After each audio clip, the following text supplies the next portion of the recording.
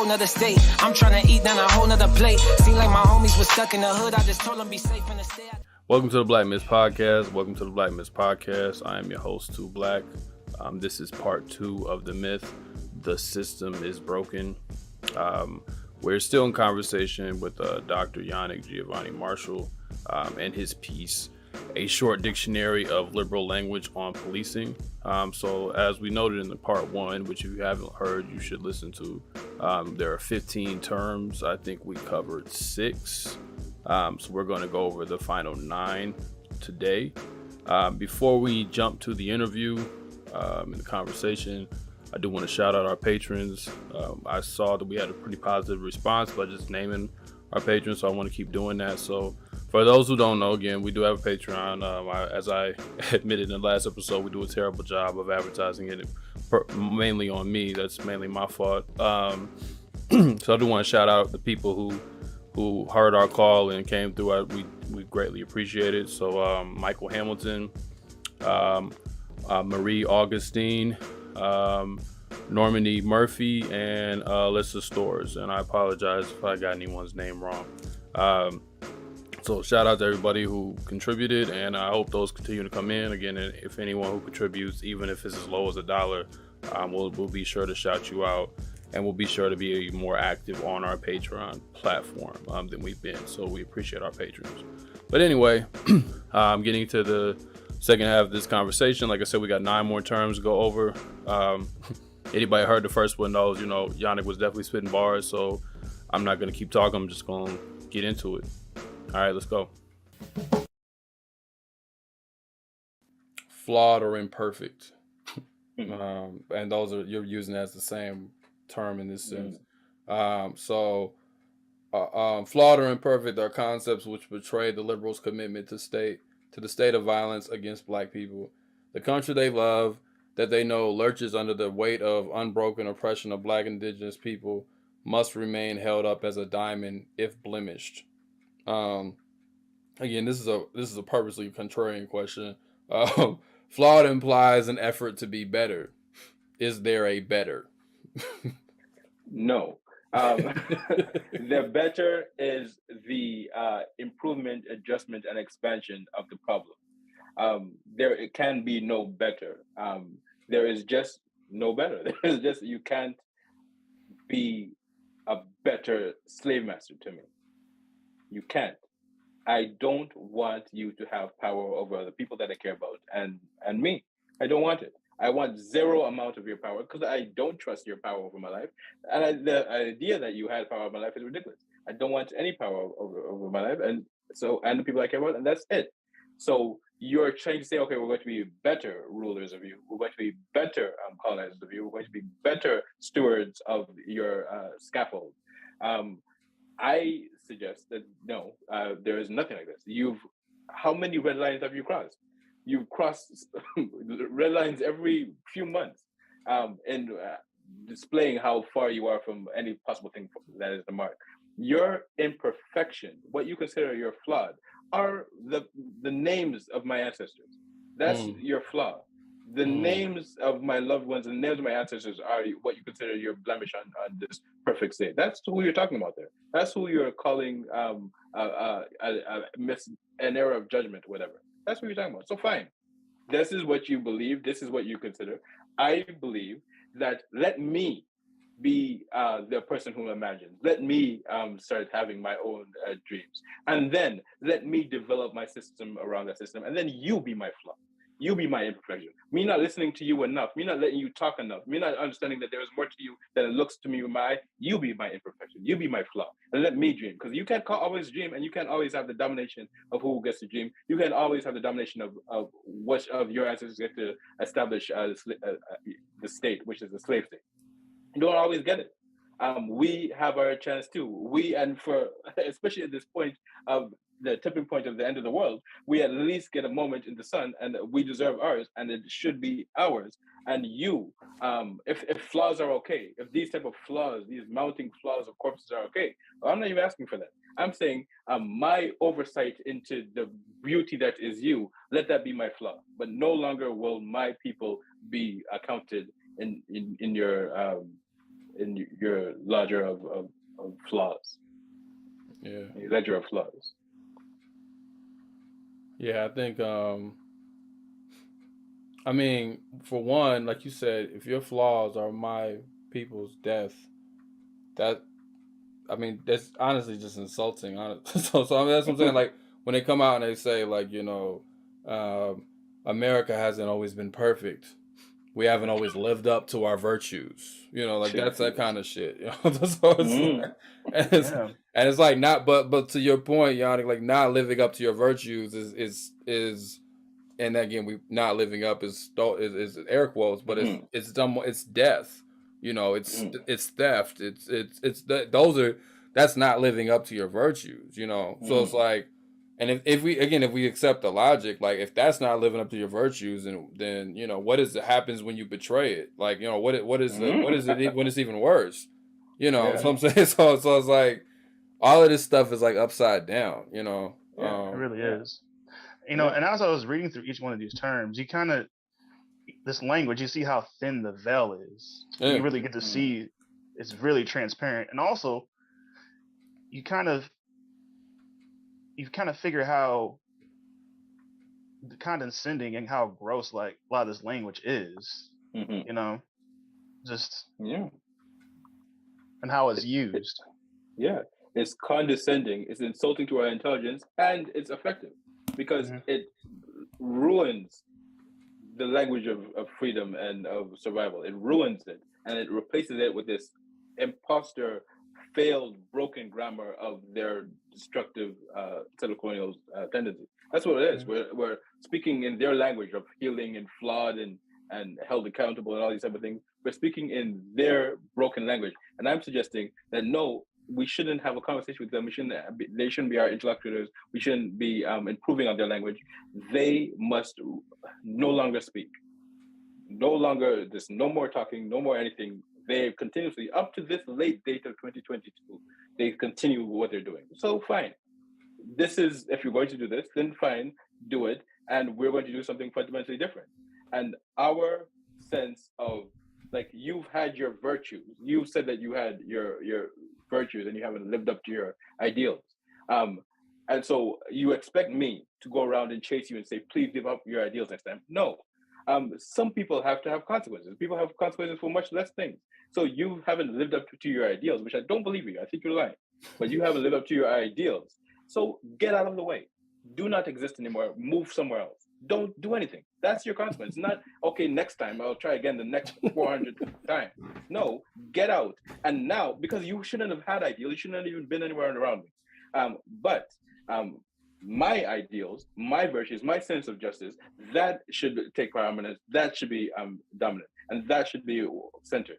And we are not asking for a type of replacement or a type of including different values anymore.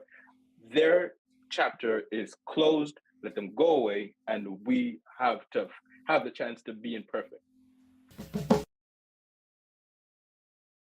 So, playing off of flawed and imperfect, I know you put these in alphabetical order, but it's funny how these like still go together. But like, another one I know people have heard a lot is healing. We need time to heal, whatever, right? So we have to heal our wounds, all this shit. You say healing in the colony always seems to be on the way, and it never seems to outrun our daily beatings. But if there has not been an hour when we were not injured by the state, and if there are no plans to disable the state's capacity to systematically injure us, there may be no reason to believe that we are invited to this healing. It is premature to speak of healing when the master has not put down his whip. simple contrarian question. Can we heal while the master still has the whip? No, no, no, no. um, the back is still being torn by them. They haven't said, "Oh, well, that was weird what we were doing for the last 400 years, and I'm just going to stop this." They haven't. They still said, "Yeah, but prisons though. Yeah, but police shootings though. Yeah, but homelessness and starvation though. Drone strikes though." That's what they still said. That's what they're saying. So our back is continuously ripped by their welts as we speak, and we're talking about healing. So the only healing you're talking about is one that includes our suffering. It's one that includes our bloodshed. It's the healing. You imagine a universe of healing where we're being piled up on the streets. That's what you're imagining. So your healing has included within it the genocidal work of the colonialist project. So there cannot be healing because that healing is ridiculous. That healing is nothing to do with anything. And the fact that you think of it as healing shows how vacuous your heart is, how cruel is your day-to-day general basis of existence. That is what your sense of healing is. Because there's no way that I'd be kicking somebody in the face and talking about you should be healing while I'm kicking them. There's no way I would do that. The whole idea is ridiculous. Healing, if anything, is the ending of those people who have promised to hurt us more. Because every time that the police and the prison exists, it's a promise that they will hurt us more. If it exists tomorrow, it's a promise. If we know it's going to exist tomorrow, it's a promise that they're going to hurt us more. So their healing includes them kicking us in the face. So again, I have no interest in having any conversation with people who have not even evolved to the emotional intelligence to realize that the waltz on our back is not conducive to healing. There's nothing for us to speak about. There's nothing for us to talk about. And for me, I think some people might say, okay, yeah, you're a little harsh. You're not into the lovey-dovey thing, whatever. If they think that, I think, if anything, that I'm one of the more charitable people, because in the existence of our absolute and permanent freedom is the educative capacity to show people about what healing might actually look like. It is showing the end of the colonialist reign is to show what healing might look like. Is to show what having a better and more just world and what ideals look like. That is, if anything, is living up to ideals. That is, if anything, is being charitable, is being generous. Because there's a lot of other people that are in my way of thinking that are nowhere close to as charitable as me. They have other missions in mind. I am saying that if we think about healing, at all, to the moment we give any moment of actually considering what they say, is our complicity in demon work. Mm-hmm. You know, as we were talking about healing, it kind of reminds me, I guess a branch off of healing is kind of the language of self-care, thinking that you can, through self-care, find liberation. Take it, yeah. In a capitalist system, it gets pushed as an actual tactic. Mm-hmm. Yeah. Wrapped up in capitalism and wrapped up in all types of other things, that there's a momentary escapes are actually care. When, to tell you the truth, I believe you self-care people, that you deserve much more than that. I believe that your care deserves much more than that. What you deserve is not having to look over your back. What you deserve is not fearing that you're going to be evicted. What you deserve is not being shot in the street or fearing that your parents or the loved ones are going to be shot in the street. That's what you deserve. And to get that care is to end colonialism. That is how you get that care. That is the self-care that is worthwhile. Period. You being holed up in the attic of the colony, hoping for one day to put some lotion on your skin so that it doesn't itch, is not the satisfactory level of care that you deserve. You should think of yourself in a higher regard. Yes. Oh man, yeah. I mean, yeah. I mean, I think it's just like you hear stuff about like racial healing and we need to be getting it healed and generational curses and we need to break. It's just like. Mm-hmm. The conditions that produce all the shit we complain about are still ongoing. So maybe I can heal. If me and Ryan got beef, maybe we can heal that. That's an interpersonal thing, But anything that spawns directly or even indirectly from these conditions, I don't see how you can heal something that's ongoing. Like nobody would say that in any other situation, but we'll talk about like, we need to heal like generational curses, whatever people thinks that is. And that still goes within line with some of this like kind of self-care shit. Is like, what do you think? Why do you think people behave whatever way they had to behave? You think they just caught caught the spirit or something? You know what I mean? Right. Like it's just Exactly. it's like, like I remember I was talking to this person one time and they were like talking about people that came up in, at least the 50s and 60s and even 40s. Like they had no concept of self-care. I'm like, do you understand what they were dealing with during that time? Why would they have a, you know what I'm saying? And then even the whole, I don't want to get really too deep into self-care here, but I'm just saying like we've always found ways to celebrate and have fun and to so this idea that that's just something that happened, now because people done found some words that they never used before, and it's like, oh, now we're healing. We've always found ways to patch up wounds, basically. We've always found ways to get some kind of momentary peace to keep us sane enough to keep moving, right? Like that's just what you do, but the ultimate healing under this is not going to happen unless it's not this anymore. Exactly. All this language is horrible. Even when you, and to your point, Black, when you brought up generational curses, it almost kind of intersects with, that saying, I am my ancestors' wildest dreams. Yeah. Stuff like that. It's like, even the shut up about your ancestors. Episode. Huh? Shut up about them. Shut up about your ancestors. Your ancestors exactly. Fuck you up immediately. Immediately. Yeah. There's just nothing like that. there was a meme that somebody was like, it had people out of like a cotton field. They were looking at a laptop and they were like, this is slaves looking into the future, like look at my wildest dreams, like I think I saw that.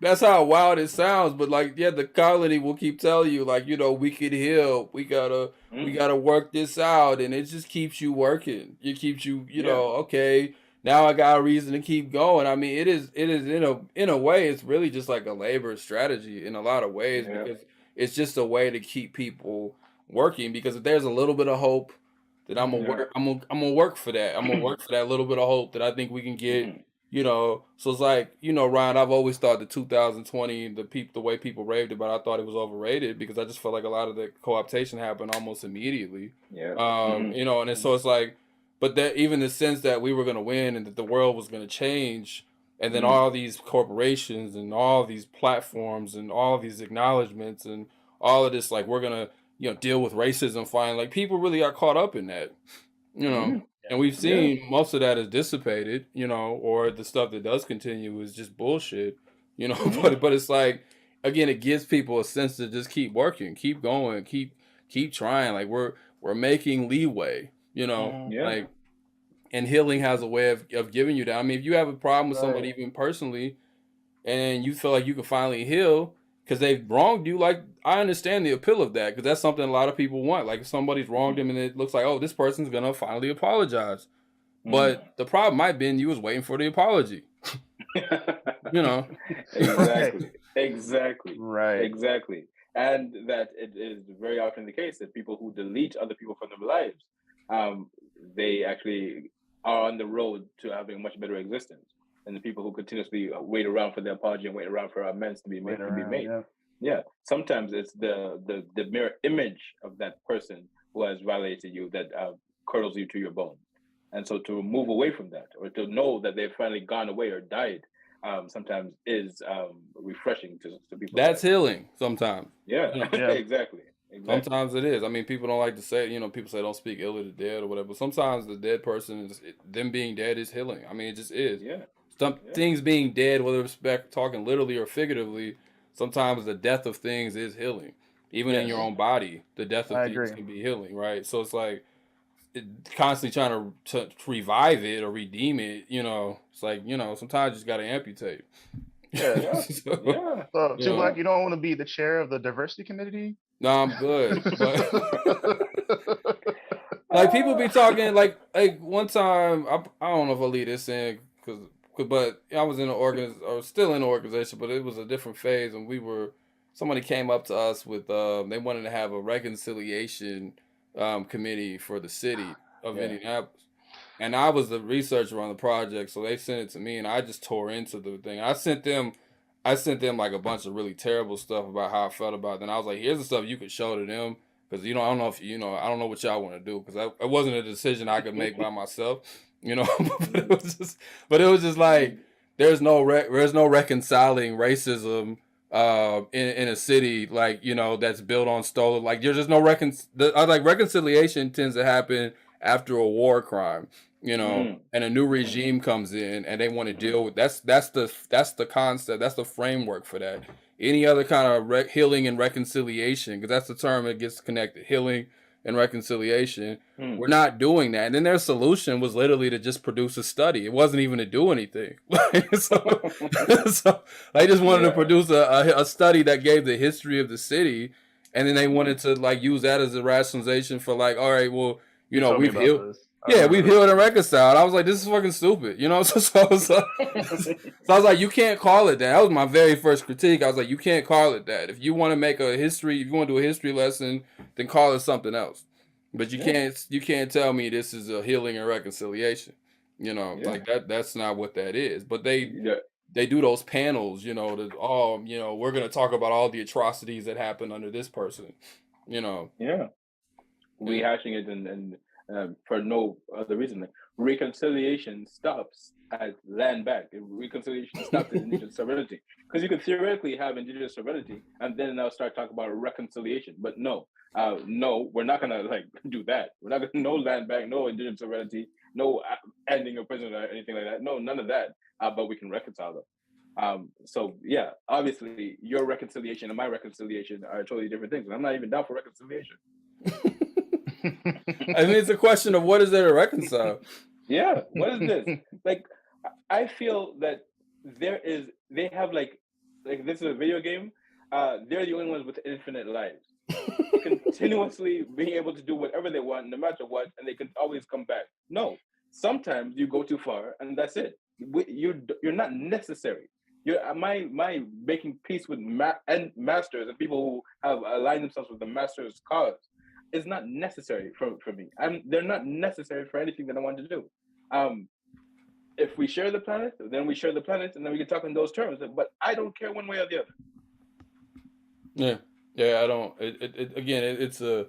I think out of the whole, this is one of the worst ones, because it's just it really has a way of just like grabbing people, even people who are radical. Sometimes get caught up on this one. I just be like, bro, there's no healing in a colony, and it's like it's hard to say that because people are looking for outs and looking for resolutions and looking for ways to feel better about the situation. And I'm like, there are ways to do that without trying to heal with this shit. Like, you don't.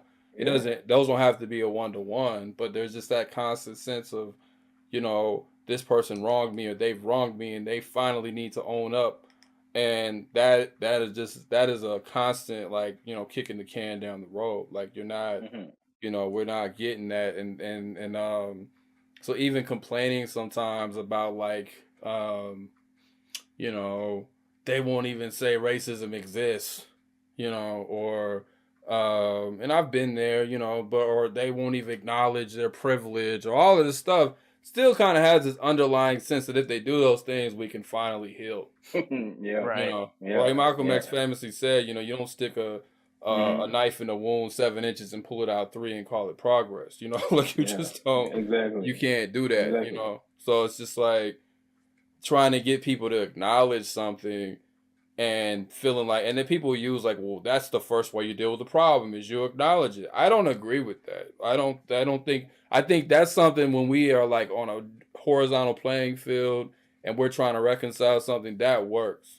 But as far as when we're talking about you're dealing with your enemy, they're acknowledging that they're your enemy that's not how you start dealing with that problem.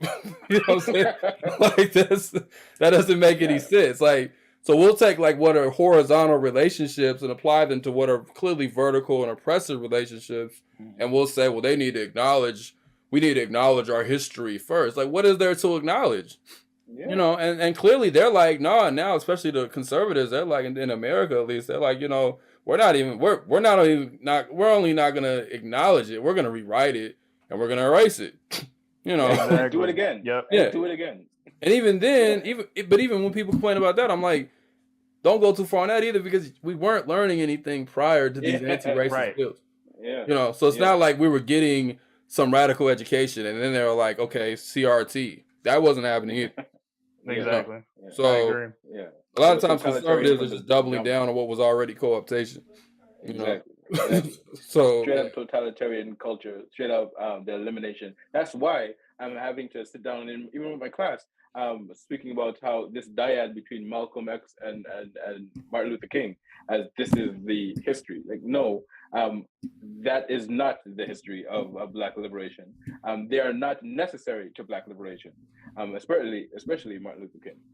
There are a number of people that are unnamed that have been doing much more important things, even in their basic survival, and their erasure is just part of the natural tendency of white supremacist totalitarianism. So it's not about the fact that they're just banning some CRT, which I have nothing for. There's nothing about this whole legal theory about how racism. I don't care about that. The whole, because it's ridiculous. It's again making the law into something. But of course, it's just like a symbol for this all Black thought everywhere.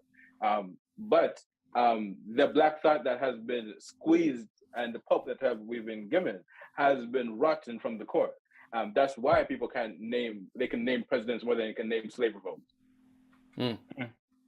Yeah, like the first, like I would be pressing people on that whole first Black. I'm like, if we're gonna do the first Black, like y'all don't do the first slave revolt. Y'all want to do the first Black woman judge. Or, you know what I'm saying? Like nobody's ever like the first slaves to throw their master off the boat. Like I've never seen that on a McDonald's commercial. You know? So it's just like always the hell of a McDonald's commercial. Oh my god. Yeah. It's not that. It's never that. Officer of the administration, of the colonial administration. First officer of the colonial administration. That's it. It's always that. Right. Always the praising of that. This is the first people. The Game of Thrones. Yeah. The first slave made to poison the master. You know, like again. Yeah. We're not like this isn't that's not part of the narrative, but you know, we're talking about healing. I mean, it's just again.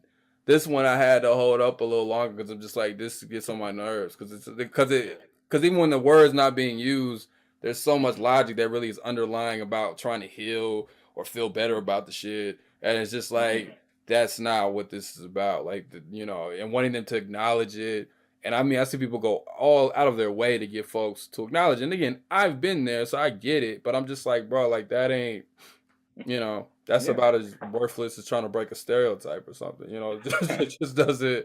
The goal, like you said, the goalpost is gonna move.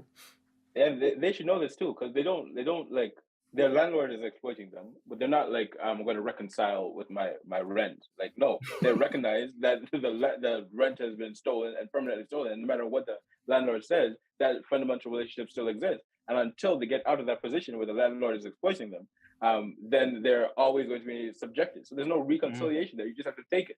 So why is the landlords that are literally the lords over people and the lords of the colony exploiting it to a magnified degree, exponentially degree, where we're talking about reconciliation? For what? What is the reconciliation? What possible reconciliation do you have with a person with their foot on your neck? What and why would you want it? Why would you want it? Like, tell you the truth, I don't know why. I try to say this a lot because it kind of would put me into a position where people will have license to say I'm this or that, but I don't know why y'all are running after a reconciliation with these people. Like, what is it about them? Like, do you like the way that they walk? Is there like a glitter in their eye? What is it? Why are you talking? What is it with them? The world is full of people and cultures in different places. Why are you over there talking to them? I have no idea what is the interest with them in the first place. You know, and this whole conversation about reconciliation and healing kind of leads us to the next one, being held accountable. Good transition. Held held accountable either means nothing or expands policing via taunting of policing as a remedy. Uh, it is police propaganda testifying to the police state's good governance. Of course, bad apple police, the argument goes, will be dealt with because police, law, and justice systems are fundamentally justice seeking and will reprimand police fairly.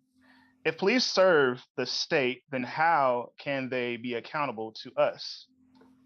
Yeah. So again, accountable and healing and all these things are very much connected, because I don't know when we started talking about healing. I don't know when we started talking about accountability. Um, and I read a whole thing about accountability as a problem. But anyway, like, what are you talking about? What do you mean by holding people accountable? Because what I'm hearing is that there is power that has been violently aggressive, and you are going to put a check on that in some ways, or even get some kind of help out of that. That's what I'm hearing. You're not saying power go away. You've been violent, so therefore you can't be existing anymore. You're saying you have been bad, and now you're going to pay a cost, and that cost is never like you're losing position of power or whatever.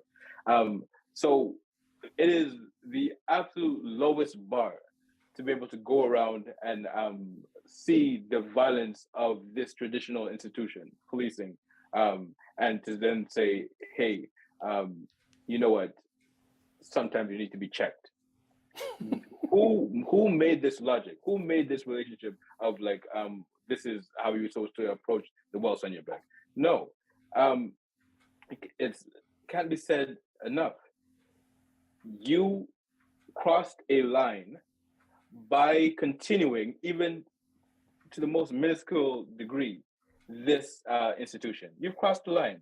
And by that crossing shows that you have no right to any power ever in any capacity. So that is what needs to be done. You've done this, so therefore go out. That's just simply what it is. You're playing on a basketball team and you kick the referee and you keep kicking the referee, and therefore we can't sponsor you anymore. So you can't continue playing. You don't just like sit out for a little bit and then come back out. No, you're not going to be okay in this whole thing that we've set up. This is the police, the army, the state, the governance, the bosses, all the CEOs and all these type of things. You've done something that is demonstrably anti-Black in a number of ways for centuries. And you've found it, even in this late age, to be able to be like, okay, well, you're okay with it. And so because of that, you must remove yourself from everything. You just should not be anymore. You should not be at all. Instead, what we have is, without that radical critique of power, and it's radical in terms of just like an obvious critique of power, we instead have, hey, can we make sure that when you're beating us, that sometimes you pay the price, so that maybe you'll be deterred from beating us again. That is not just a low bar, but it is a welcome mat rolled in front of people who want to commit atrocities. Yeah, I mean, it's like when they say shit like excessive force, you know. It's just like, so what gave you the right to force? You know what I mean? Like, what gives you the right to, like, we can start there, but no, it's excessive. Yeah. It's excessive force. And they need to be held accountable for excessive force. Like, they telling themselves, because that's what they say, right? It was excessive force, and we need to hold them accountable for their excessive force. But they have the right to use force. Right. But like, again, let's start there. Why do you have the right to use force at all? What's the what legitimizes that? But like, nobody starts there, so they move you to excessive force because they're saying we have the right to force. And they'll tell you they're enforcing the law that's supposed to protect people and all of that shit, right? Like that, even though we know where police come from and they don't come out of any logic of protecting people. You know, like we understand that, right? Like when people say they protect property, that's the history of it. The whole, you know, whether it's breaking unions, you know, slave patrols, night watch, whatever, that's not their history. But they're saying like we use excessive force. So where's the line? You know, like so it's like So and then we learn that there isn't even a clear line on that. So even within their framework, excessive force changes. You know, we are going to ban chokeholds. No more no knock warrants are no longer allowed. You know, like all of these things, they just keep moving around, and then you know we can't sit on people's necks. So the whole thing, even with the no firing squads. Right. Yeah. Until now. Until now, yeah. Like we don't do that as somebody's actual, you know, a death penalty or whatever, right? So it's like, so when what was his name? Darren Chauvin, who sat on George Floyd's neck, when it was the outrage, as much as it was, as I think it was real for people, was at the excessiveness of it. It wasn't in the fact that he used force and this shouldn't happen. It was like, you sat on somebody's neck for 10 minutes. This is outrageous. And so you see how the ideology is useful for policing, is that now that we've accepted and we've internalized this idea of excessive force, we are in a position where you throw us on the ground, you're like, that's okay. But then you beat us while we're on the ground, you're like, okay, that's excessive. So we now have accepted this condition of being thrown against the ground. And well, you're like, yeah, you threw me on the ground now. So look at that. Let's take a step back and look at your situation. You're being thrown on the ground repeatedly. That's what you've signed up for. You've signed up for being thrown on the ground repeatedly. And just if you hit me while I'm down, then that's a problem. Or and after that has changed, then okay, you hit me while I'm down because I was wriggling or whatever, but you threw me on the down. But if you shoot, then that is excessive. You can beat me. So now you signed up yourself for being beaten and being thrown on the ground, but no shooting. Until we're in a situation where we are now, well, you can beat, wriggle, and get shot, but the person has to demonstrate that they weren't in fear for their life. That's where we are. Yeah, that's exactly where we are now. We are in that position. So it's only excessive. It's only excessive if I didn't fear for my life. You know exactly. But so we are continuously regressing towards the concentration camp. That's what I'm signing up to the ideology camp is, because it's always more and more what they can do and the way that they can do it. What we shouldn't do is this trail, this rail that we're into, this place that we're walking into. We might say that this entire trajectory is not going to anywhere that's useful, and so to throw over the rails and go somewhere entirely different. That's the only logical situation. We should not trust them to be responsible enough with their lives to be able to make the right decision, because we shouldn't, just by the idea that they are the police and that's it. But the fact that they are this police connected to this colony is more than enough reason to be able to we don't trust you. And because we don't trust you, that's it. We have to go our separate ways. No, we're on the trail being pushed and pushed and pushed. And then maybe, hopefully sometimes they're not allowed to actually torture us in prison in terms of removing our nails or whatever. They could just, solitary confinement is it. That's it. I promise. It's only solitary confinement. That is it. That's I won't take any more. That is it. That's the line. That never seems to hold. Yeah, that's the line. You know, we won't kill you.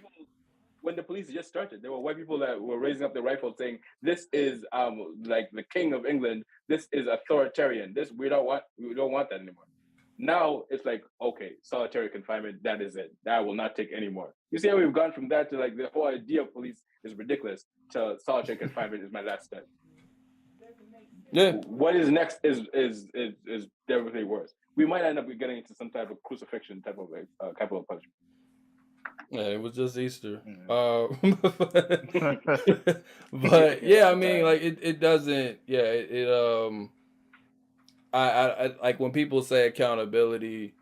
You know, I get when people say I can understand when people say they want just consequences. You just want, if a cop kills somebody, at the very least, you want them to at least sit in a cell somewhere.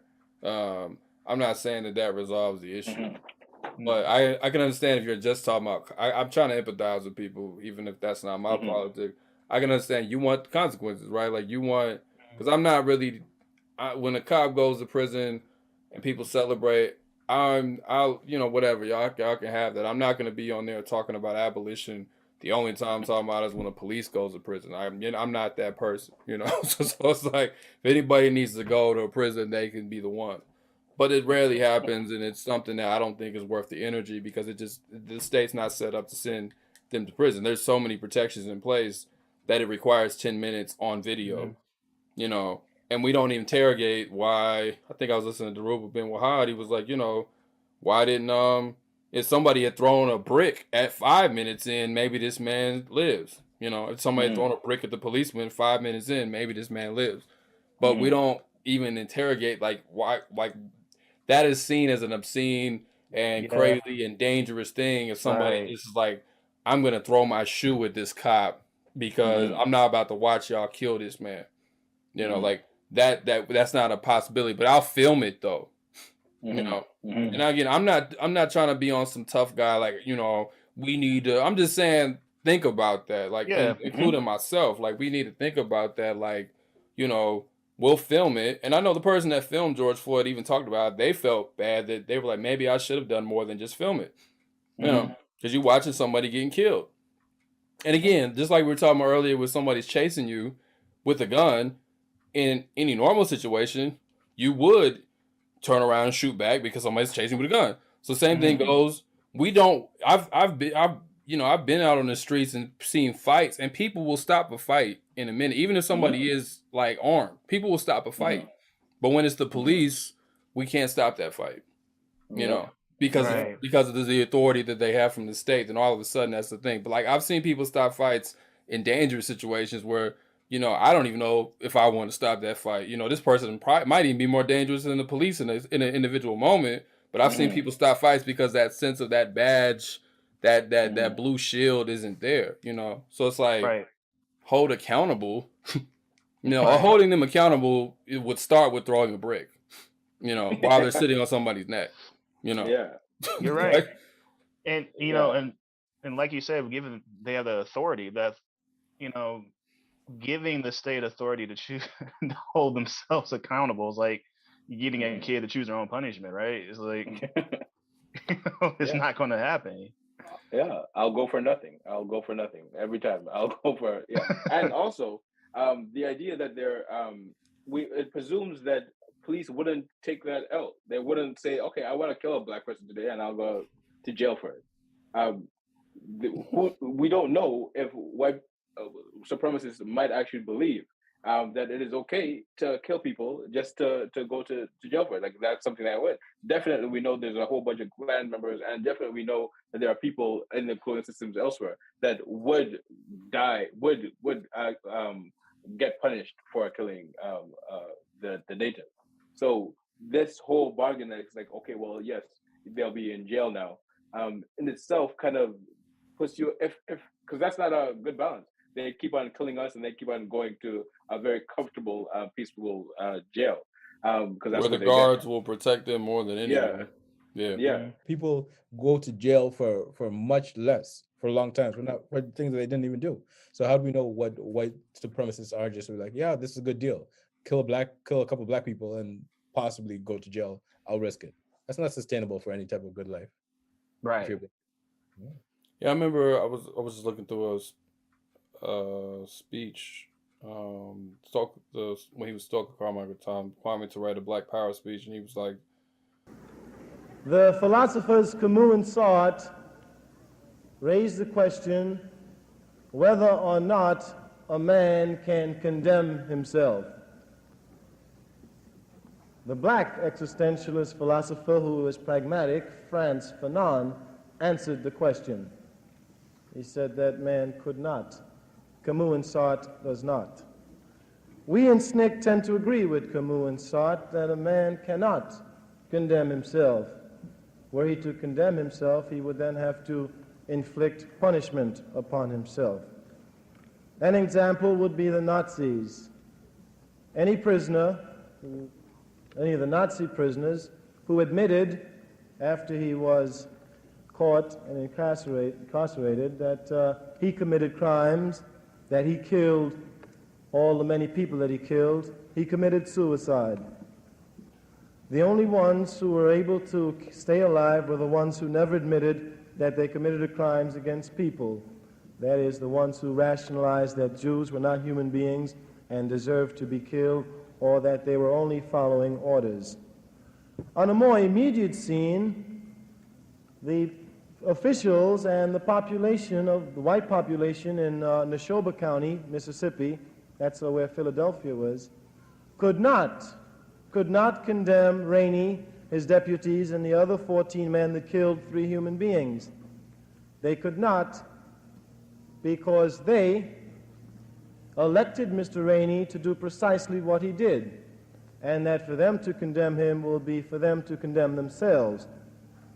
In a much larger view, SNCC says that white America cannot condemn herself, and since we are liberal, we have done it. You stand condemned. But we don't expect a man's not going to condemn themselves. Like, it's just not a question, and Fanon answers this, right? So it's like you said, they're willing to go to prison if it comes down to it anyway. Like, I think that's a good point to be made. Like, there are levels they're willing to take it, depending on who we're talking about, that goes beyond quote unquote accountability, because for them, they're willing to ride out for that. I mean, just like you have people who are willing to blow up a bomb and die in the fire, you know, because there's a bigger cause for them. So some of these people are willing to take it there. So accountability doesn't, you can't hold something like that accountable. You just got to deal with that differently. You know, like, you know, that's just what it is. Wanted that. Dylan Roof was just talking to the police like, yeah, I probably expected that I was going to get arrested, or if not Dylan Roof, one of them. They did it knowing that they would go to jail, and that's it. They wanted to kill masses of black people. Yeah. And they, you know, and it's enabled, right? So the problem with holding people accountable is it keeps presuming the power relationships are going to stay as they are. We still believe that there is this system of accountability, and it's the system that's going to remain. But that system, that state, has proven itself incapable of doing anything satisfactory. So therefore, that state should not continue to exist. That's just what it is. So, but holding accountable preserves that state of our injustice. It preserves that state of our injustice. Whereas we might say that state of our injustice no longer should exist. All right, so another one that really, you know, just goes in line with everything we just talking about cops and held accountable, is know his heart, or know their heart. So you say the exonerating phrase is reserved only for those who prove through practice and intent to do black people harm. For these people, politicians appear on television to argue that it is not possible to declare a person whose actions excite racist a racist because no one can claim to know their heart. Right? So you say, the question is there a heart to know? And again, adding to the contrarianism of these questions, can individual intentions overcome state power? Yeah. Yeah. So this heart, again, is trying to find the inner magic, the inner purpose of one's oppressor, to be able to give so much credit to them, to search for the person who is in the process of inciting racial violence or whipping you, to see whether this is not really what they're about. They have some other kernel, so we can't really judge them because we don't know what they're really thinking. Is there a heart that is to know? One, I don't care. I don't care if there is one. If there is one, fine. But it has not been working, pumping enough righteous blood in you to keep the whip at your side or to throw away altogether. So if there is a heart that there is, that could be existed, it's not working. There's no use to think about it. But the entire idea of searching for this type of inner personality itself is accepting that the trash that is spewed out of the colonial system is where we should spend our lives trying to kind of gather and look for diamonds. You can stop at it at that moment. You can stop, okay, this person is saying something and it's exciting racial violence, so that's it. That's all you need to do it. You don't have to go around and try to redeem them. And if they made a mistake doing it, well, too bad. they made a mistake and they should have known better. Somebody should have told them, and they should have become better people, but they haven't. So they decided to create the conditions that will make my people suffer. Then that's it. So your heart is irrelevant. What your intentions are is irrelevant. What your inner workings of your mind are irrelevant. We're in a position now where we do not want any more of this. And as far as you're contributing to continuing this, that is all the information that we need. Yeah, I think this one.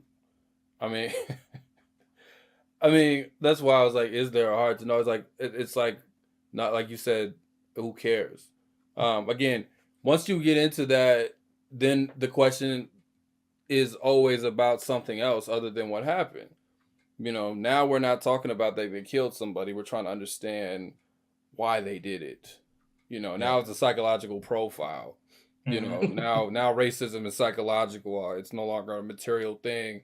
Now we're trying to understand the motivations of somebody and what brought them here, and again, none of this is ever given to the victims of these things, right? So it's like we're not trying to understand what brings somebody to shoot the police, right? We don't. Nobody gets on TV and wants to know that person's heart. Yeah. We don't want to know. I'm not defending it, but we don't want to know the guy's heart that just shot people in the subway. We don't want to know any of the. We don't want to know their heart. Like no one's interested. People talking about getting rid of guns or what. Nobody's interested in this person's heart. Even as they throw mental health into it or whatever. But when it's a cop, particularly when it's a cop, or when it's someone who, a vigilante who, is in alliance with the cops, then it's all of a sudden, well, we need to understand why they did it. Or even beyond America, you see this with soldiers, it's all this PTSD they had to deal with, and and all, and they had and they got sent to war, and it's just a lot, and so they just shot like 10 people. They just lost their minds. And we need to work. We need to care about our soldiers coming home. Like he killed 10 people, It's just, and that was just in one instance. Hearts. Say what? Who had hearts? The people who he killed had hearts, had inner workings, had as much complexity to their lives as he did. Yeah, but the privilege won, and so it's like to a point about not talking to these people. We get into a mode where. Like we saw this with Rittenhouse. And I know you wrote about the Rittenhouse situation. We saw this with Rittenhouse where people were trying to understand his motivations, and we got into the psychological thing. Well, why did he go down there? Right? He went down there to protect property. Well, no, he went down there because he actually cares about people, and he was a hero. And it becomes a debate, and we're trying to understand. But it's like he killed people, but that ain't really the point because he was defending himself. Because he was down there to protect, and they ran up on him. Like all of this, that becomes a debate as opposed to like what actually happened, And then the legal system is structured that way. So when some white boy goes and does it, it becomes a whole thing, and then people are debating it on really the false premise. Like I don't really care why he was down there, I know the police shot someone, paralyzed them, and I know that's why any of that shit burned. So I know that's what started it, and then I know people went down there to try to uphold that. And even if whether Rittenhouse is a racist in his mind or how we define a racist individually doesn't really matter, because Rittenhouse was clearly down there on the side of the people who shot someone and paralyzed them and probably meant to kill them. That's what happened, not anything else. But it gets labeled as some other. What was in his head, so that's how the heart and the head, like we're trying to analyze these people's like inner soul, like we can look into it like a crystal ball, in which we can't do. Why do they deserve this privilege of us caring about them so much? And I could be wrong. Didn't Rittenhouse also use the defense of fear as well? Yeah. Yeah, they will all do it. It's just the license. And then he cried. Remember, he went on the stand and he cried, and And then laughed it up with Fox News after the other Klan pamphlet. They flashed the ID card that I'm allowed to kill because I got it says fair with my name on it, and then they move on, and that's all there is to it. So and then treat him like a rock star at the convocation or whatever that was. And even the outrage to that. I mean, I understand being sickened by that, but it's the sense of like, oh my God, like they're celebrating a killer. Like, what do you think this is? Like, even that is weird to me. Like, what do you, Yeah. like, what do you think, where do you think you live? You know what I'm saying? Like, it's just, like, It's a that's, refusal to believe what they are. It's a refusal to believe what they are, because it is much more unlikely that that tradition that has existed since slavery, since the apartheid state, Jim Crow, and continued all the way to this present. After Martin Luther King's speech kind of fundamentally flipped and became something totally different. It's more likely that that condition, that tradition, that group of way of thinking, that culture has continued even after Martin Luther King made his speeches, and have somehow just been more quiet about it until very recently. That is much more likely the case. So to be able to continuously believe that, oh wait, this group that has been functioning as this group for entire history has now it's now a surprise that they're doing anything different than the lynch mob that they always were. That is the ridiculous thing. That is the disqualifying thing. If that's what you believe, then you shouldn't be speaking about politics at all. Because you shouldn't be thinking about history. You shouldn't be thinking about anything. Because there's no way that you can somehow believe that one entire culture of a lynch mob has somehow through a speech or two have seen the light, even though they still have the Daughters of the Confederacy and Confederate flags and Nazi symbols and all these type of things. They've somehow kind of just said, "Oh, this is something that I'm not for that anymore." That's absolutely ridiculous. That should be in itself disqualifying. But the end of conversation is a dangerous thing. It is a threatening thing. It is a mean thing, and a necessary thing. But it's a very dangerous thing, um, because at that moment, we've blocked the doors of negotiation. We've blocked all of the conversation, all these things. And what we have is all of that talk about he was really like trying to protect his community. He was really protecting property. He was ignorant about the real struggles. He's really for Black Lives Matter, but he kind of was something else. All that is like pebbles thrown against a soundproof glass, and it's it. It is it. There's no more conversations happening. That they, because this bridge between us and them having conversation is what puts us largely in the position that we are. But the soundproof glass that they have no longer any right to speak whatsoever, that they are just a force, a problem, and without any negotiations, that becomes a much more dangerous situation that we're in. And it's a much more serious situation. I admit it. I fully admit it. It is a scary situation. But it is necessary to be able to finally get to the point where no, that is it. No more conversations, no more talk, no more negotiations, no more anything. This will change, and it will change now. And it's not one more moment spirit giving you a microphone and asking you any questions. We've made your decisions. You picked your side. I've made my decision, and I've picked my side, and that is the end of it. Yeah, yeah, and kind of like you said, Kyle Rittenhouse, the police, Daughters of Confederacy. There's just a continuing legacy of the state. Kind of leads us to this next one. You know, racism legacy. Racism is yesterday's atrocities. Racism of today is a um, anachronism. There is to be no mentions of the system, of a continuum, or of curious similarities of anti-black settler colonial culture in all times and everywhere. The past is a foreign country, one that continually but unsuccessfully invades our present. What makes the past a foreign country? It is America is sanitized Hmm. for the scaffolds that is at every inch of its territory, its fictional territory. Hmm. It's sanitized from that because that mob, that lynching bee, that plantation, that torture chamber, all those things exist somewhere far in the smoke of history with little inches, little memories of it kind of impinging on our much more enlightened present. That's the idea. So the past is not us. us being the settlers saying us. The past is it's us, but it's a different us. It's a far away us. It's a past us, and we moved away from it. Your name still is the name of the slave masters that the slave masters gave you. Your name is still the same. The street signs, the things are still the same. The the plantations are still in the same place that have now changed into prisons. The people who are in power and still doing violence against certain people are still doing that.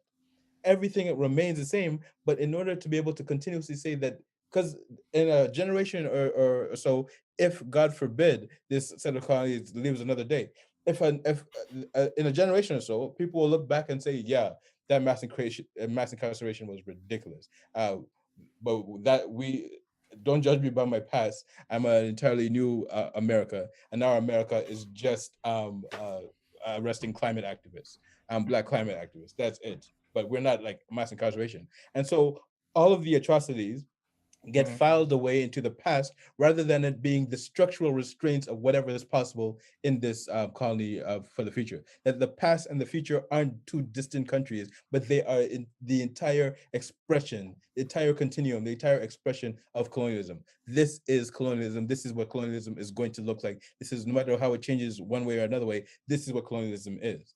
And so to be able to separate the past of the colony from its present is to put all the atrocities, the known atrocities of colonialism into that past, and to maintain the colonialism of the present.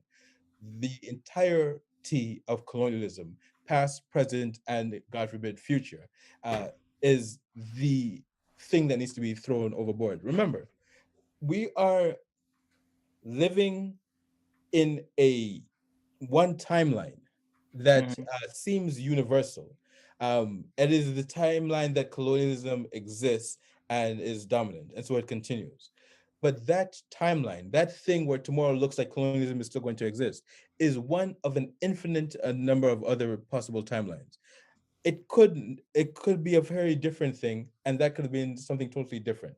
It could have been a way that it has a black nationalist elements. It could be some environmental elements. It could be some radical anti-gendered elements. There's a number of different ways that the future can exist. But because we are on this timeline, we think that that the future is going to be having some connection to the past. We are on this timeline, but the fact is that there hasn't been a spoke in the wheels of the train to derail it. Instead, we just believe that everything is just going to be along these lines. So we're just trying to fix it as much as we can do. But the spoke needs to be thrown on the train's wheels and needs to be overthrown. Yeah. Yeah, I think not much to say on that one. I mean, I think you covered. I mean, I think like when people talk about the legacy of whatever, like we have America has a legacy of racism, and goes back to some of the other ones, that the kind of healing element, like a legacy of racism that we need to confront, or we have a legacy of white supremacy that we need to deal with, like that doesn't like it's like not the legacy, like you said, is this foreign country, is this past, and it's this ghost that's haunting us that we need to address. It's not a present, like a full out present reality. It's a ghost that haunts us from time to time, like it sneaks up on us, like, but it's not, we're no longer in the haunted house, right? Like, but it sneaks up on us, it shows up, and we need to confront that legacy so we could get this stuff out of our system. That's how it gets transcribed, as opposed to like this ongoing thing that needs to that people have been trying to deal with. It's not a begin to, like we talked about earlier, right? It's because it's also that we need to begin to deal with the legacy of white supremacy, right? Like it's all that, like, so now we deal with it. Now we finally take a stand, and but it's like it's not a ghost from the past. Right. It's not like a ghost from the past sounds like a nagging injury. Like your back is cool for 6 months and it started acting up again because there's just not quite something in your body that's right. So you got to stretch for a few weeks, or you got to work out, and then it goes away. But if your back is fucked up, you know, like, and it's just constant pain, that's not a nagging injury. That you got a problem. You know, you can't walk. You know. Yeah, it's a pass hidden in plain sight, but is alive and well. Yeah, it's not even past. No, it's not. Yeah, it's as if the past is invented by people, by the accomplices of the present. Like the past is a thing that we can continuously refer to. Like we are in colonialism. There are not like freaking the past of colonialism and then like the now of colonialism. Like this is a thing that happened. This is colonialism. This is what we are dealing with today. We are. It's not like slavery and then there's like a past of the 1700s slavery, but now this slavery. No, we are enslaved, and so this institution of slavery has to go away. The institution of colonialism has to go away. The ocean is filled with all types of a variety of different types of ships, all types of ships. But we are in the situation where we believe that this slave ship is the only possible ship, and we have to try to make it better. It was more atrocious when it was throwing babies off into the water like 20 years ago, but now it's not throwing babies over the water anymore. So this slave ship has a legacy of throwing babies over the water. No, this slave ship is not all possible ships, and it needs to be sunk. Yeah, and it's like and it's like because when you say it's a legacy is we did sink the ship.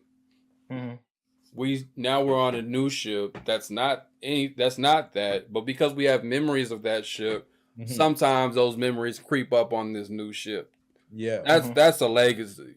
Yeah, we haven't sunk that ship, so there's no fucking legacy to that. Like, you're still on that ship. You know what I mean? Like, a new ship that's when people talk about actual decolonization, not the whole thing people talk about with their syllabus or whatever. You know, but when people talk about like actual decolonization, that's when you're just trying to deal with that legacy. If you have a situation in which you have truly overthrown the colony and you're trying to try a new course, there are memories of those things that last or that you have to work through. That's the decolonizing that we're talking about. Not, you know, we're in a colony and we're decolonizing. You can't decolonize a colony if you're, you know, that's not how that works. So, you know,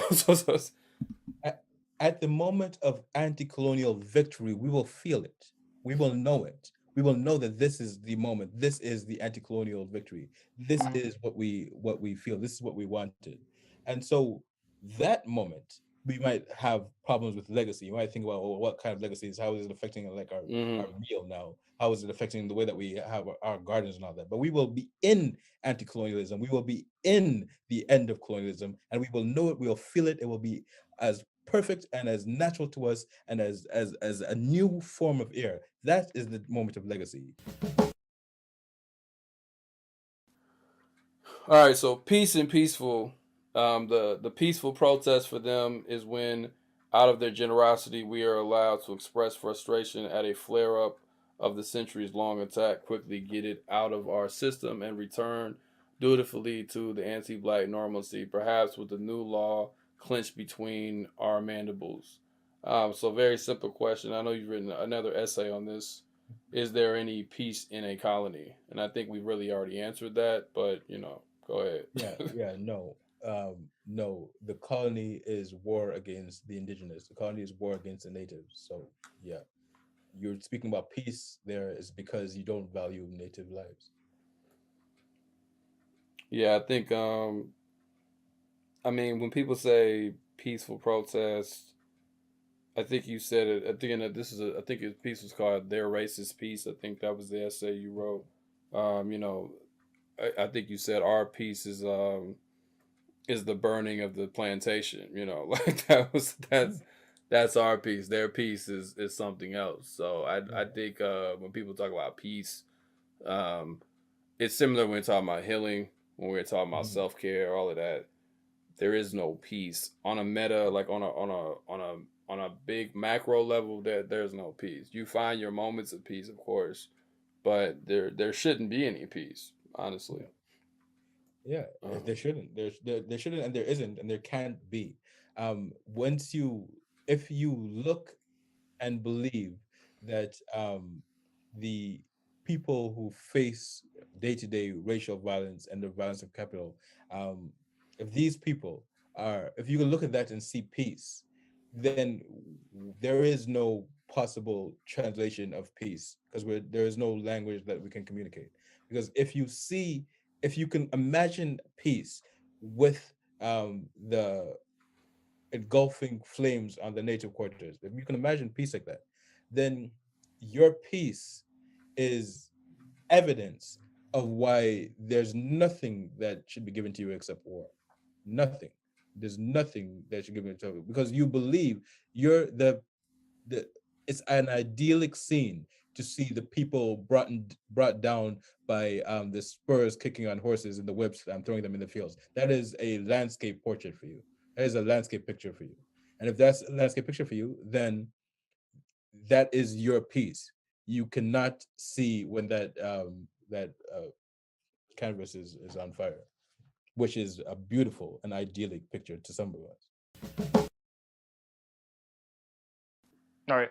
Reform presents the broken colony, the country that has made some unfortunate, often tragic errors, as one that can be redeemed with changes to law and policy.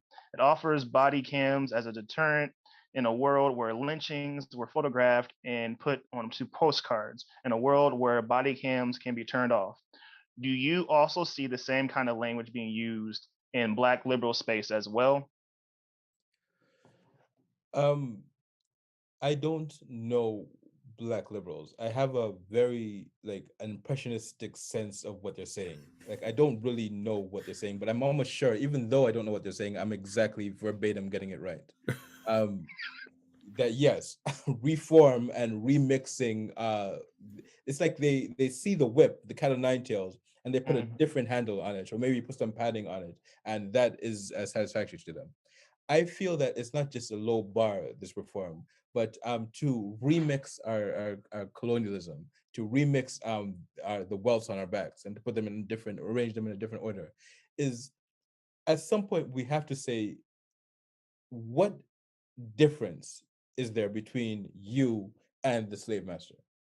What mhm. difference is there between you rearranging the institutions that have traditionally and continuously attacked people that I care about and the slave master?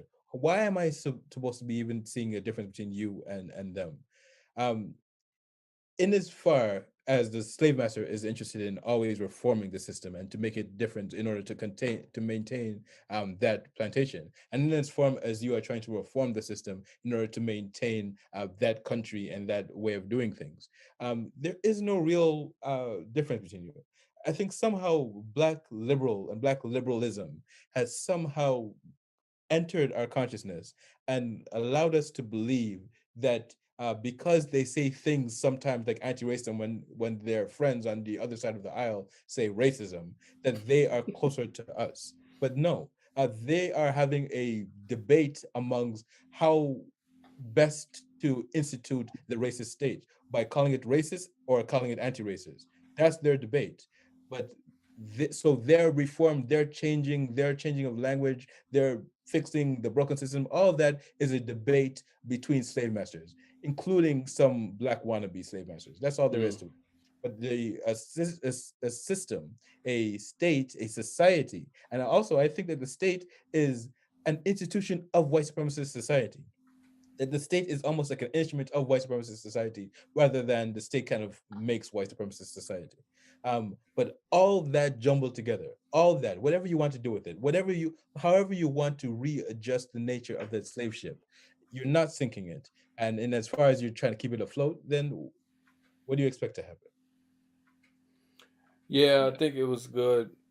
That was a good question, Ryan. As far as thinking about, because I mean, we've been hitting the language, Mm, but just thinking about how this shows up in other spaces, particularly in Black liberal spaces. I mean, I because I do poetry, I often have to stand in front of Black liberals when I'm performing. I'm So surrounded by them. So yeah, so that's just that's the nature of the job. But yeah, there's an oddness, especially nowadays with those spaces, because like they will talk like they're not on the reform bit, like in if you're not really paying attention at least. Um, but that's definitely what they're really saying, because again, a lot of this shit is caught up in acknowledgement and and trying to get people to see the problem for what it is, and again, these are people that are around more white folks than the average black people, honestly. So there's also just the element of trying to get their white friends to accept them. I mean, I'm not trying to psychoanalyze, but I've been around these people a lot, so I just know how this stuff goes. I think on the term reform in general, though, I think it just comes back to the myth itself of the system being broken, and it's like we were saying, like, how are you going to reform something that from its beginning and its ongoingness, not just the like legacy or whatever, is just terrible? Then there's no reforming it. And I think people, I guess to just speak to it even more, I think people should just be honest. Like, if you're just trying to find ways to survive the situation you're in and maybe bring some relief in the situation that you're in, then I feel like it's okay to just say that's what we're doing. Like, but my issue is when people try to act like this is the revolution, right? So if you're like, we need Biden to send the 2,000 instead of the 1,400 because I just want that 600, I don't care. Like, go for it, But if you're like, well, Biden sent 2,000, or he didn't even do that. Biden sent 1,400, and Biden did. It's like, come on, man. Like, that's where you lose me. If you need some subsistence to get through, we all need that. And I'll celebrate those things, not because they're revolutionary in like some grand sense, but because I understand people gotta live. Ain't nobody trying to, we can't overthrow anything that we can't stay alive to overthrow. So I get we need like things to sometimes like be loosened up a little bit, even if we're in a colony. But the way the reform is used to reify it, that's my issue with it. I don't have a problem with, whatever people choose to do to find ways. I don't say whatever, but I don't have a problem with most things that people choose to do to find ways to get in and get out, because we all got to make those choices. So I'm saying this also because people might be listening thinking we're just being so hard on everybody, but it's just like, no matter what activity you engage in, you have to be honest about the situation that you're in. Yeah, be honest, hold yourself to some kind of principle. And like you said, like black liberals, they know how to co-opt radical language and the aesthetic, so they can dress up like a Black Panther, but then praise Kamala Harris in the same breath. It's like, just stand on something. Hold it. Hold. There was literally fake Black Panthers in the uprising. Remember that? Literal actors. Actors. Yes. Like, I mean, that was actually their job. Yeah. That was literally their job. I mean, we had people down here who would show up to protest and hug a cop, Right. Like, so it's all over the place. So it's just hold like yourself to some kind of principle. But so I'm just saying, like, as much as we beat up on the state, and as we should continue to beat up on the state, some of these black liberals are an extension of that as well. It just is. What it is. Oh, by definition, that's what it is. That you are an extension of that. And so they're also dealing with the past and the future, and this was a little bad in the past, but we're making progress, whatever, progressives and all these other things, same basic thing. But that is one perspective. But the other perspective, and one that I would submit is the actual perspective, is that colonialism is a strike. We are being struck. We are in the process of being struck. That colonialism is at the moment of being struck.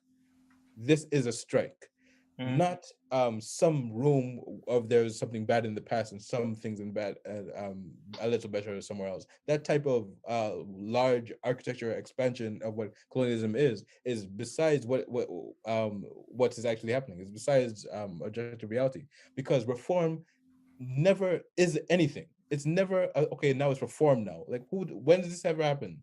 When has colonialism just been reformed? It's always consistently being changed as the pressure points have been pressed by resistance and by the people. That's when things have changed. There's no like, okay, we're going to reform now of our own will or anything like that. That's never existed. So the violence that we're experiencing is the strike. We're being struck now. And the purpose is to get out of this moment of that individual single strike, that individual hit. We have to get out of that. And once we think in terms of that violence that is happening to us, then we have an ability of moving outside the entire thing, rather than there's little bits of the punch that is okay and other parts is like not as good, and we're going to make this punch better for us tomorrow. No, we are hit and we need to stop being hit. Yeah, and I think, lastly, I'll say on this point, I think there's particularly with black liberals, and I wouldn't even just say liberals, I would say the same thing about black conservatives, the black elite as a class, because it's not just one political persuasion. Mhm. You're trying, there's an attempt to try to get in a place where those lashings, those beatings, whatever, I'm speaking, if I'm that person, I'm trying to get as far away from it as I can.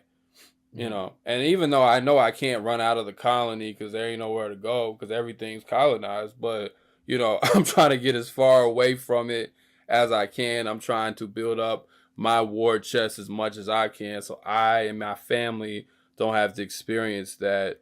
And again, I don't even have a problem with people who want to do that on his base, because I get why you won't want to get beat up or whatever. So, but in order to really do that, you have to continue to reify the thing, so it's like, I don't want to deal with this beating, so I'm going to, play into certain things, so the masters maybe not as hard on me as they are on the next person. But the problem with reform is that the moment it's time to turn for you, they're gonna come for you too. So it's like, whatever job that gets created because the masses went out and rioted, and you got your professorship or you got some nonprofit gig or whatever, that can be erased tomorrow because you don't have any power. They can come for you tomorrow. They can move you off. So that's what I'm saying. Like, you're trying to run away from it because you're still in the colony. There ain't nowhere to run. Maybe you can get to a place where it's easier, but there's still a certain cost that's paid even in that process too, right? Like, cause I know people across the spectrum. So I know folks who are in those worlds too, who got some money, but the cost that they have to pay, that's why a lot of them are into all this weird kind of racial grievance politics, because they really got to sell themselves all the time just to exist in these spaces. They're not most of them aren't very happy people, so it's just like, so maybe they're not dealing with some of the more material, areas that someone who lives in the hood is, right? And I'm not saying that these are one-to-ones, but I'm saying like the price that they pay to try to, live up to this reform, or this reformism, it doesn't go well for them either. It really doesn't. I'll be the first to admit that the master's hearth, the master's fireplace, is warm. It is comfortable. That mat that he puts by his feet must be soft. The great Bernard that is sleeping on it must be living okay. That life, being a conservative, living at the will of that master, sometimes it's a good bet. Sometimes you actually live and you actually good and you die without having to be executed by the master. Sometimes you make it. So yes, I understand completely. And if you were to just say that I'd rather be a sheepdog at the master's feet, I understand that. And I'm not even insulting the sheepdog thing. That is a way of being. That is Right. fine. Right. And I just my personality doesn't work well for me. I don't like the whole, it's insulting to the point of being maddening. And so that's not for me. That is your choice, but that's not for me. But when you start using your moments at the master's feet, and making that into a thing where you are making it harder for me to not want to be anywhere around that master, to suffer, to hunt me down as the master's dog, to create a position of poverty, for me. If you continuously do that, you could just sleep by the master's feet and do your thing, and I, in the cold winter, feeling bad, I will do mine. That's my choice. I have to live with it. Your choice, you have to live with it. But you making this harder for me, it's you're the one that has made yourself an enemy. You're the one that has become an enemy. I'm the one that has just been living my own life. Because if they just wanted to be house slaves and do their house slave thing, and it wasn't bothering me, then fine. It's like, that's weird, but go But do you. the thing is, to be at the master's feet, to be the house slave requires the very thing that does make it hard on you. Like that's the thing that they don't want to be honest about. It's not enough for them to just make their money, you know. They have to play into it. And again, it plays out in different ways. The conservatives will just tell you racism isn't real, whatever. Black conservatives, pull yourself over your bootstraps. And they usually get laughed out of the room around most black people, because most black people aren't that conservative, you know, regardless of whether they're revolutionary or not. They ain't on that shit. Yeah. so lying. yeah, but the black liberal will make it harder on you while making you think that they're making it easier for you. That's the thing about them that I think is so dangerous. Black conservatives are easy to see coming because there's really nothing to celebrate. It's like you're openly cooning. You know, honestly, I can on one level I can honestly respect it more. At least I know where you stand. You know, but when you're dealing with the black liberal, or within this kind of analogy of the plantation, like they are really trying to make it seem like the plantation can go, like it can be disappeared by doing whatever they're doing, by you know, infiltrating the master's house or whatever they, you know, like all these kind of fantasies that they talk about. They try to sell that narrative back to the people that's in the field. And then they become role models for the people in the field that this is the way you can buy your freedom or something. You know, like they become that kind of model versus just burn it. And they're telling you, don't burn it down because I'm going to help get us all free one day. You know, and so when we're talking about now we were talking about rationalization earlier as far as the state and how their rationalization is just pure, just smoke. That's what these people really do try to tell themselves in some cases, that they really are doing something different because they done got a nice position in the house and they're going to redistribute the spoils of the plantation. It doesn't work, but they're the ones that keep reifying that because that's the only way they can stay in that position. If they were to really just be honest, like, yo, I'm in a plantation and, you know, this is fucked up. You know, there's a few of them here and there that would do that, but I don't really consider them liberals. They're just kind of like hiding. You know, but like they're just like hiding in plain sight. But the liberals, no, it's a plantation. You're right. It's terrible. It's slavery. They'll tell you all that, but then it's like, you know, but the way out of slavery is, again, it's to buy your freedom or something. You know, it's like we've tried those other things. You saw what happened in Nat Turner. You saw what happened. Like, it's bad. Like, we can't do that. You see what happens if people run away. We got to do it this way. That's the function of the job.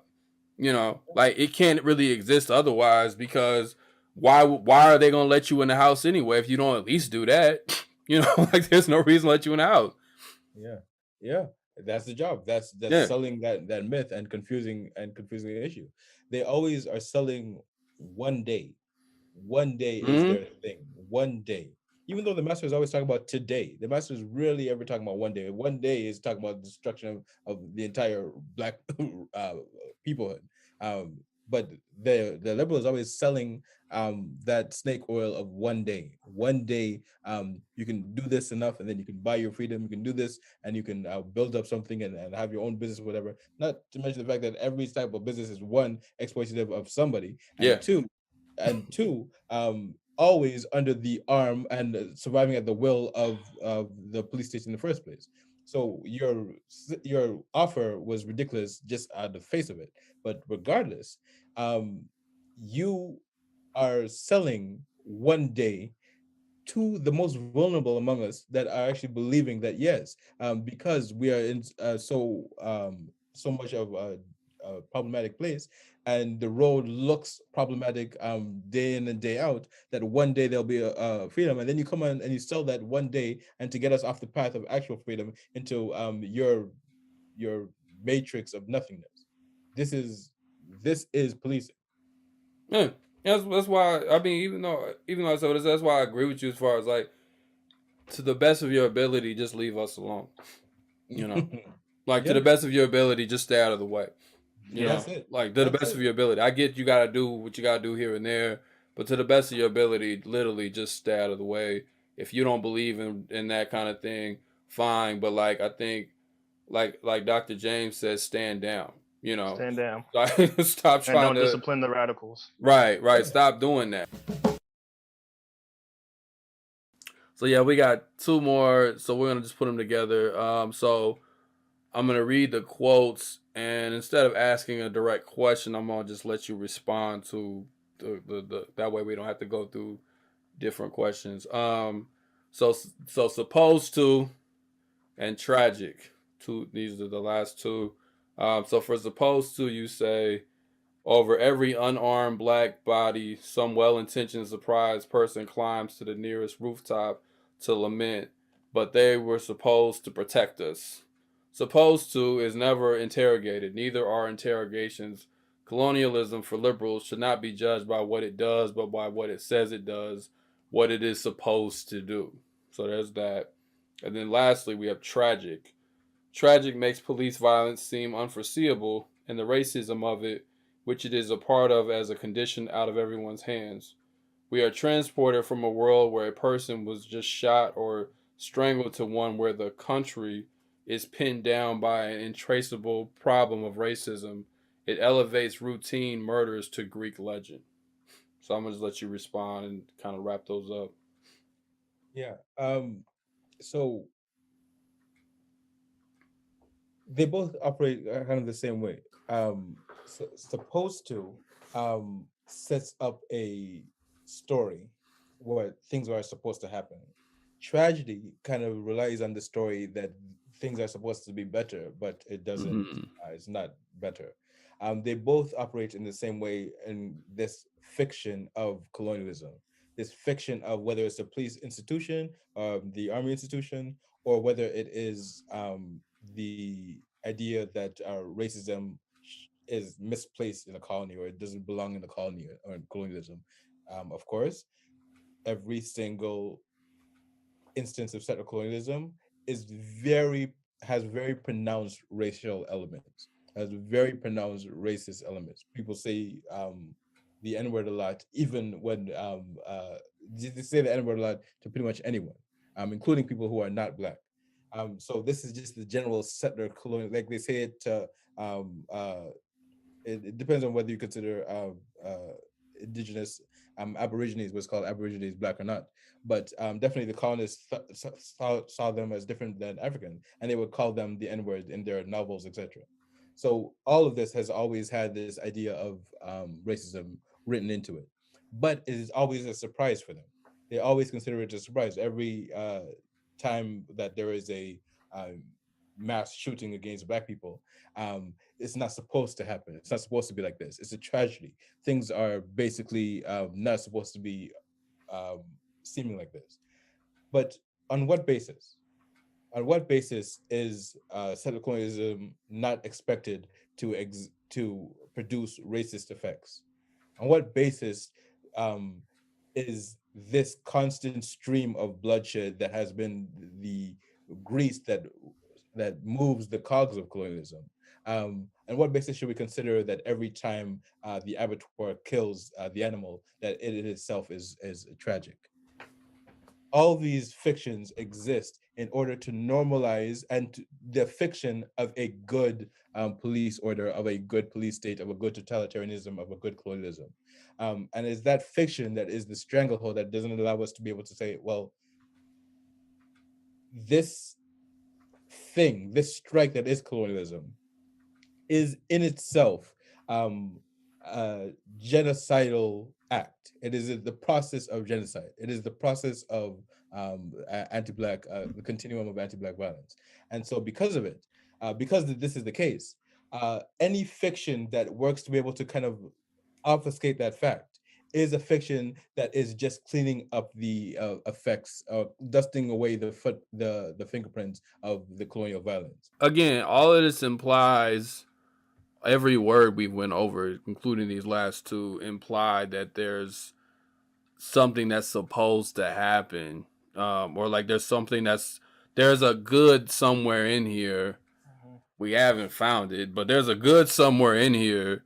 There's an intention. There's a noble intention that we need to try to strive for, and all this language continues to like push that objective, that there's a noble intention, that if America lived up to its creed, you hear, if the Constitution really applied to everyone, if if the world was, if we really could expand all the rights of liberalism to everybody, then we would be good. And it's like, but when you actually look at what happened, there isn't a moment where that was the case.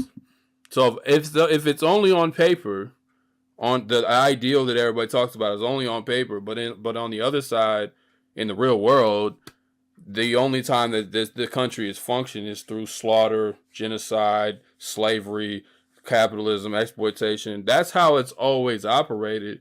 Then why should we believe in the ideal in the first place? Like, what makes the ideal matter? This is why I'm not an idealist. I'm saying, like, ultimately there has to be a way to actually achieve that, and they've shown that the only way to live their country out or their colony out is through these means.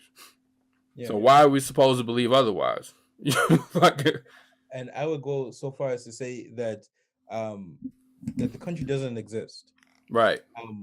What it is slaughter, is expropriation and exploitation. That these things happen to us. Slaughter, condemning into small spaces, incarcerated, etc., exploited and expropriated. That is what is happening to us. The country in itself is a myth, and that's what allows them to be able to say that the country is not supposed to be like that. No, the country doesn't exist at all. All that we are experiencing from them is repression, slaughter, hounding, and being hurt of generation upon generation upon generation. This is the existence. The entire country in itself, the idea of the country should be thrown out so we can see exactly on a day-to-day basis what is happening. Slaughter, expropriation, exploitation, and repression. That is our existence, and that is what we want to stop. Whatever they want to call it, the country, the state, the order, whatever they think, just throw it out. That thing is what we're trying to get. That's the only thing that's real to us, and that's the thing that we're going to end. Yeah, it's like the ideal that's on the Constitution or whatever they call it is just as fake as the country. I think that's kind of it's like all of it. They're just talking. It's slaughter, it's massacres, it's this. I don't care what they say. Stop talking to them. They can make up whatever myth they want. What's happening? Are we being slaughtered? Are we being hounded? Are we being repressed? Are we being exploited and expropriated? If these things happening, that needs to end. And it doesn't matter what framing it is. Get them out. Yes. Because those things are real. That's happening. It's tangible. You can track it. Yeah. They're not ideals that are being pushed onto you. Some like empty promises and other bullshit. Yeah. I mean, build that soundproof glass so they're not talking anymore. And all you see is what is happening. Build that soundproof glass. So it doesn't matter what they say, what their goalposts were and how they failed. It doesn't matter. None of that. The soundproof glass is what we're in. What exactly is it that we feel? And how do we end if the feeling isn't good? How do we end it? And then it is the end of their ability to have any conversations with us. Yeah, I think that's it's an excellent way to end it. Yeah. I think that's a good way to wrap it up. Appreciate you for coming through, even with no food. But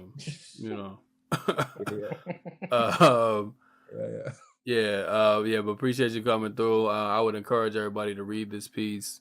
I know, we probably said more words on these 2 episodes than what's in the piece, but still I would encourage you to read the piece because you get a more precise breakdown. You can find it on Al Jazeera, aljazeera.com. I would encourage everybody to just, read your work in general. I don't know if there's anything you have coming up that you want to promote or anything. I know you don't like to promote, but I don't know if there's any last words, anything you want to leave people with. I don't know if you want to leave people with something positive, right? But I'll let you have the floor. But we thank you for definitely coming through, and this is definitely a powerful breakdown. It's important to just go through vocabulary sometimes, just really philosophically and intellectually, just be honest about what these things do. Yeah, no, thank you again for inviting me. I don't have any positive thing to say. I am an anti-colonialist, and I think more people should be anti-colonialists because colonialism is bad. It's not that difficult. We have more beautiful and difficult questions to ask in different realms of life. But this thing is simple. Like anti-colonialism is the only response to colonialism. I mean, I think that's positive enough for me. I was talking about like, do I have a joke to tell? No. Yeah, I just want being sarcastic because I just, because last time people was depressed and shit, but that's the goal. If their positivity was intoxicating them away from freedom, then yeah, depression is the most beautiful thing that could possibly happen. Yeah, fuck the positivity. Yeah, exactly.